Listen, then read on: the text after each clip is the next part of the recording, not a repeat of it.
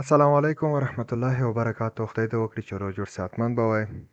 نن راځو د فنډډ اکاونټ په اړه دویمه ویډیو پاتې معلومات نن په دا ویډیو کې در سره شریکوم. په لومړۍ ویډیو کې موږ تاسو د فنډډ اکاونټ د ټو پیز اکاونټ د ټو پیز اکاونټ په اړه معلومات ورکړل. نن راځو د یو پیز اکاونټ په اړه د سټیلر لیټ اکاونټونو لپاره د سټیلر اسټیټ اکاونټونو په اړه معلومات ورکوو. سټیلر وان سټیپ اکاونټونه کوم اکاونټونه دي؟ تا ته شپږ کې اکاونټ درکول کېږي د شپږ شپېته ډالرو په مقابل کې. که چېرته تا اکاونټ لومړی فیز دویم فیز پاس کې نو تا ته $90 پرفارمنس ریوارډ درکول کېږي او ته په دغه اکاونټ کې یوازې یو چیلنج لري، هغه 10% د اکاونټ پاس کېدل دي. په تېره ویډیو کې موږ تاسو د فنډډ په اړه مکمل معلومات ترلاسه کړل. همداشانته د سټیلر اکاونټونو په اړه سټیلر ټو سټیپ اکاونټونو په اړه موږ تاسو په هغه کې معلومات وړاندې کړل. نن د سټیلر وان سټیپ اکاونټونو په اړه معلومات دي. په دغه اکاونټ کې تاسو کولی شئ چې 10% پروفیټ ترلاسه کړئ، فنډډ شئ. تاسو مستقیما د فنډډ اکاونټونو ته لاسرسی پیدا کولی شئ. همداشانته ماکسیمم لاس لیمټ چې دی $380 دی، ډیلی لاس لیمټ یې $180 دی. همداشانته تر ټولو بهترینه خبره چې ده چې دغه اکاونټ زیاتره خلک دغه اکاونټ خوښوي د فاست ویډرا 5 ورځو کې درکوي. کله چې 5 ورځې تېرې شي ته کولی شې چې لومړی ویډرا واخلې. او په ټو پیز اکاونټونو کې موږ په تېره ویډیو کې وښیل چې په 21 ورځو کې ویډرا ورکول کېږي. ما خپل هم کله چې لومړی وخت کې ټو پیز اکاونټ واخیستلو، لومړی اکاونټ مې بند کړو، کله مې دویم اکاونټ واخیستلو. لومړی اکاونټ مانه په لومړی پیز کې بند شو، کله مې چې اول پیز پاس کولو. کله مې چې دویم اکاونټ واخیستلو په لومړی پیز کې پاس مې کړو، بیا مې دویم پیز پاس کړو. نه وروسته چې کله فنډډ ته ورسېدلم ما ته 21 ورځې انتظار راکړی چې 21 ورځې کې تا ته ویډرا درکول کېږي. ما صبر وکړو 10 ورځې وروسته ما ټریډینګ واخیستو. ټریډ مې خلاص کړو، 2 ورځې مې ټریډ وکړلو، $500 مې اپ کړل. همدارنګه بعضې سټاپ شول، بعضې ټي پي ولګېده. کله چې ټي پي ټول په 2 ورځو کې ما $580 کړل. نه وروسته چې کله ما دا ولیدل ما فکر وکړ چې زه او زما ستراتیژي چې زه په کومه ستراتیژي استعمالوم دا هر څه کار کوي. یوه ورځ به ما ټریډ کول، کله 4-5 ورځې تېرې شولې ما اکاونټ بند کړو. هم مې کومې پیسې چې وې هم هغه لاړې، هم منفي شو، هم اکاونټ بند شو بیخي. نو کله چې ما د سپورټ سنټر ته ما میسیج وکړو، ما ورته چې ما $110 راکړئ ریفرنس ریوارډ.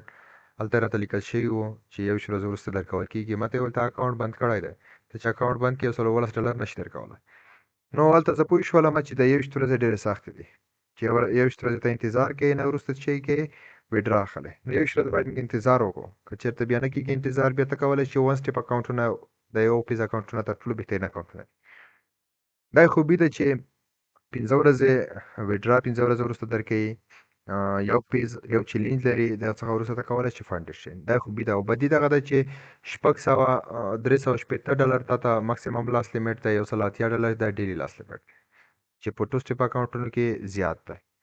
همداشانته راځو سټیلر لیټ اکاونټونه هغه څوک چې نوي په ټریډینګ کې غواړي چې زده کړه وکړي، معلومات یې زیات شي، همداشانته کار وکړي. د دپاره د سټیلر لیټ اکاونټونه بهترین اکاونټونه دي. که چېرته ته فکر وکړې 15 کې اکاونټ په $32 دی، ته 15 کې اکاونټ پاس کړو، $33 دې ورکړل، 15 کې اکاونټ دې پاس کړو. که چېرته ته هېڅ ویډرا هېڅ ورنه وانخلې، تا ډېره ګټه کړې ده.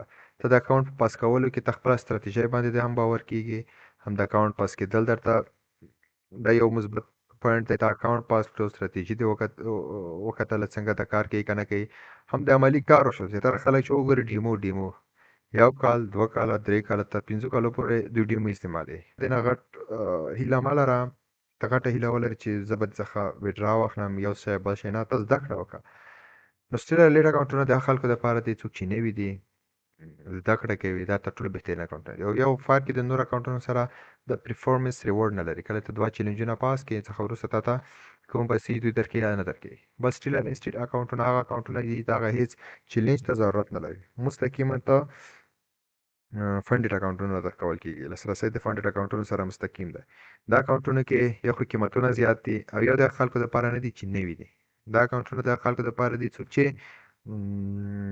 زیات وخت یې په فارکس کې تېر کړی وي، زیات کار یې کړی او زیات وخت دپاره هم ده، ځکه څوک چې زیات وخت یې سټیلر ټو سټیپ اکاونټونه استعمالوي، سټیلر وان سټیپ هغې سل کې اکاونټ اخلي، په هماغه کې کار کوي، یا فیوچر پلانونه فیوچر کې کار کوي.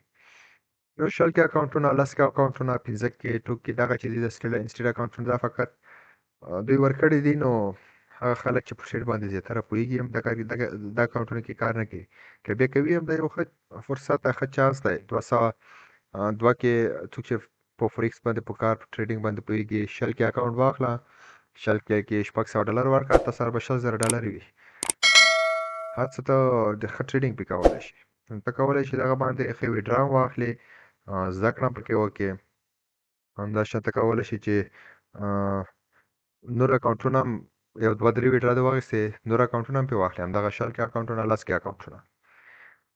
په فنډډ اکاونټونه چې دي، په فنډډ اکاونټونو کې لومړی زده کړه وکړئ، کار وکړئ. چې کله د خپله ستراتیژي مو وکتله، نو څخه وروسته ته کولی شي چې غټ اکاونټونه واخلي. که چېرته ته یو د 1000 یعنې 100 کې اکاونټ ولرې، نو هغه خلک چې پوهېږي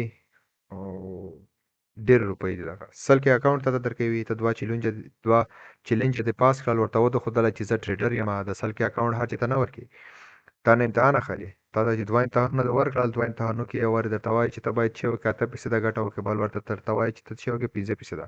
یعنې یو وارې ته باید $8,000 ورته وګټې، بل ورته ته $15,000. دوی ته چې کله په ډیمو کې وګټل، ته امتحان کې کامیاب شولې، څخه وروسته ته یو کې اکاونټ درکوي، تا سره قرارداد کوي 100 کې یو کې نه 100 کې اکاونټ. 100 کې اکاونټ یعنې $1,00,000 درکوي. ته په $1,00,000 باندې دوی ته قانون جوړوي، درته وایي چې په $1,00,000 باندې ته د عموما $10,000 اجازه لري چې وبایلې، او د $15,000 د لاندې چې دي دا ته کولی شي د ورځې وبایلې. نو که ته چېرته $15,000 خطر په سر باندې ومنې، که چېرته ریسک او ریوارډ ته 1/2 حساب کې $10,000 ته جوړولی شي په یو ورځ باندې.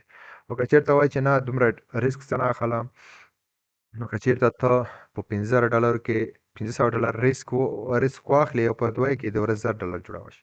بیا هره ورځ د ټریډ دپاره نه وي چې ته هره ورځ $1000 جوړ کړې. نو هغه ورځ چې ټریډ دپاره وي ته کولی شي جوړې کړې. د میاشتې چې حد اقل چې ډېر کم خطر په سر باندې واخلې، ته د میاشتې $1000 $2000 $3000 جوړولی شي، چې بیخي یعنې ته په 100 کې 3% خطر په ځان باندې واخلې، نو ته $3000 جوړولی شي.